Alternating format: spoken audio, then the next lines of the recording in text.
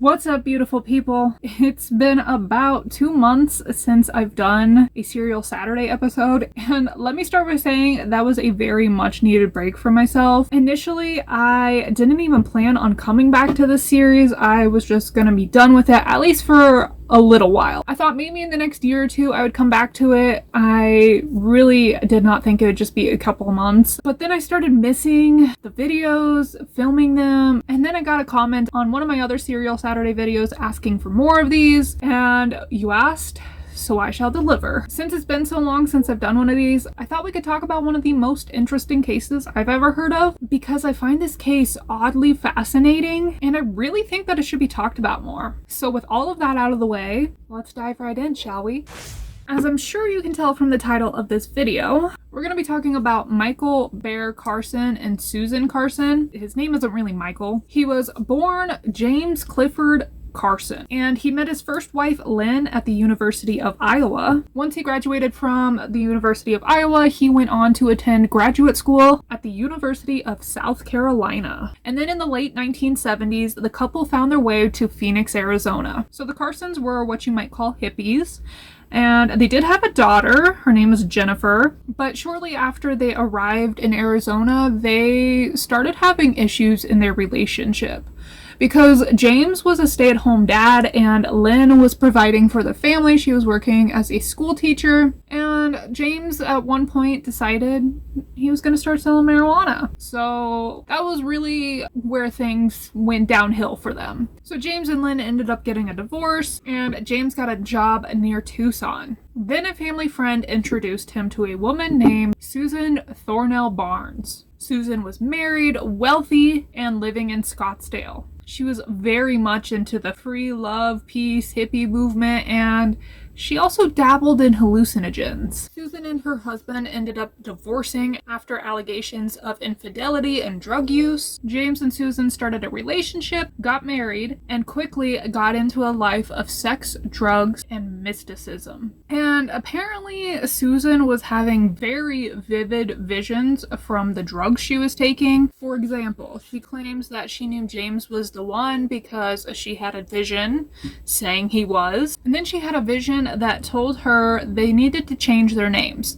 So that's when James became Michael Bear, and Suzan just changed the S to a Z in her name. She didn't really do a whole lot there, but she also added Bear to her name, So following their name change, they decided they wanted to leave the country. So they sold Suzan's townhome in Scottsdale and left the United States to travel through Europe. Their ultimate goal was to become citizens of Israel, but after about a year of traveling, their money ran out, and so they came back to the United States. So it's now 1980, they've returned to the US, and this is where things just continue to get weirder, if that's even possible. James went from this loving father and husband to getting divorced, and there was this whole messy situation in the divorce. The mom just felt it was safe and best, which definitely was, for her to hide from her ex-husband.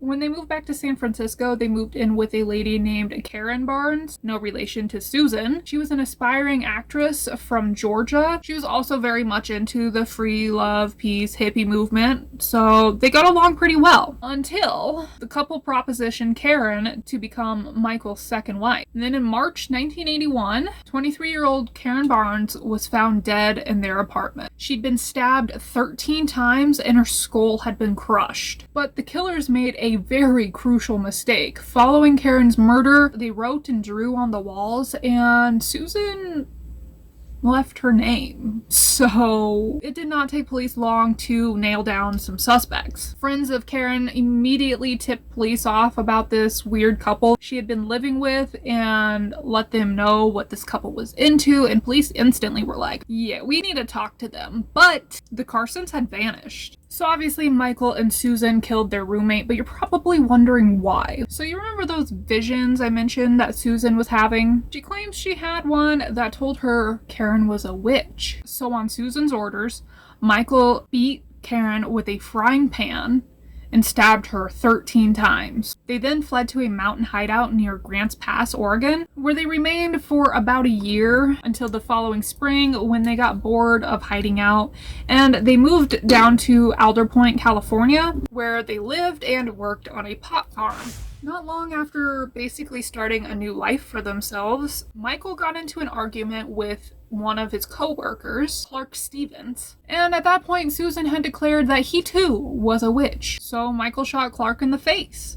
They then attempted to dispose of the body by first burning it, and then they attempted to bury it under chicken fertilizer in the woods. So, 2 weeks after that incident, Clark was reported missing to the Humboldt County Sheriff's Department, which led to the discovery of Clark's burnt remains. But by this point, the Carsons had once again fled. The Carsons immediately became prime suspects, so police searched their belongings that they had left behind because they fled quickly and they left a lot of crap behind. Among their property, police found a manifesto the couple had written, which called for the assassination of the then president Ronald Reagan. Then fast forward to November 1982, and yes, I know this foundation is too light for me, but it's fine, we're gonna make it work. Michael was picked up in Los Angeles after an acquaintance saw him hitchhiking, but due to a police error, Michael was quickly freed and he once again vanished before detectives had a chance to question him, but he did leave behind some evidence. He left a mugshot, address information, and a gun in a police car, so there's that. Then in 1983, Michael and Suzan were hitchhiking near Bakersfield when they were picked up by 30-year-old John Charles Hellier, who was on his way to Santa Rosa. At some point during their drive, apparently John's leg touched Suzan's, and Suzan didn't like that, so suddenly she had a vision that John was a witch and he needed to be killed. But there was a problem. John fought back. While driving on US Route 101, an argument and physical fight ensued in the vehicle between the three of them. It resulted in John pulling the vehicle over and coming to a complete stop, at which point the three of them exited the vehicle, continued to fight, and Suzan ended up stabbing John while Michael and John struggled over a gun. Michael managed to gain control of the gun and he killed John, but just as he was pulling the trigger, some motorists just happened to be driving by and they saw this incident.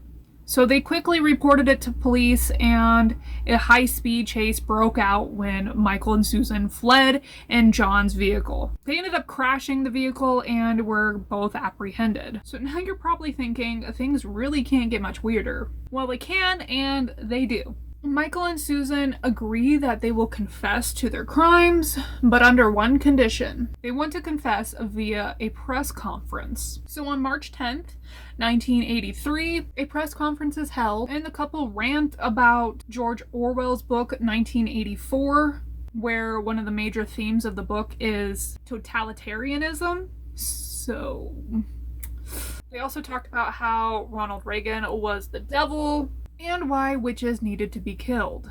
After 6 hours of ranting,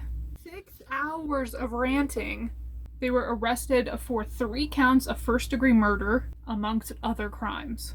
But before their trial began, they withdrew their confessions and entered pleas of not guilty. Then on June 12th, 1984, after a quick 3-day trial, the Carsons were convicted of Karen Barnes' murder and sentenced to 25 years in prison each. They were later convicted of Clark and John's murders, so basically they both ended up with 25 years to life for all 3 murders. Michael is incarcerated at Mule Creek State Prison, and Suzan is incarcerated at the Central California Women's Facility. Following their convictions, the couple went on to do a 5-hour interview with KGO-TV and the San Francisco Chronicle, as well as homicide investigators, where they claim to have been pacifist and vegetarian yoga practitioners. They also claim to have converted to a life of Islam and described themselves as vegetarian Muslim warriors.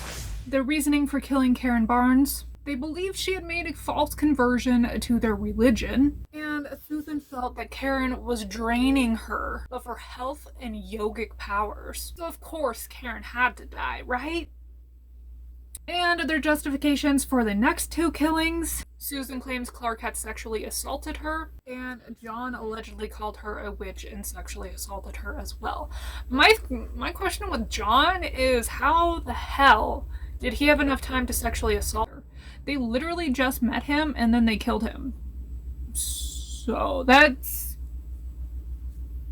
definitely not gonna fly. In the 40 or so years that they've been incarcerated, neither Michael or Suzan have shown any remorse for what they did. And in 2015, Suzan was denied parole for the next 15 years, and her next hearing was set for December 2030. Then in May of 2020, Michael was up for parole, but the California Board of Parole denied his request. And that concludes the very strange case of the California witch killers. Let me know who you would like to hear me talk about next. I will not be doing this series every week like I used to, but I'm thinking for sure once a month, maybe twice a month. Let me know who you'd like to hear me talk about next, and give this video a thumbs up if you enjoyed it. Thank you so much for watching, and I hope to see you next time. Bye!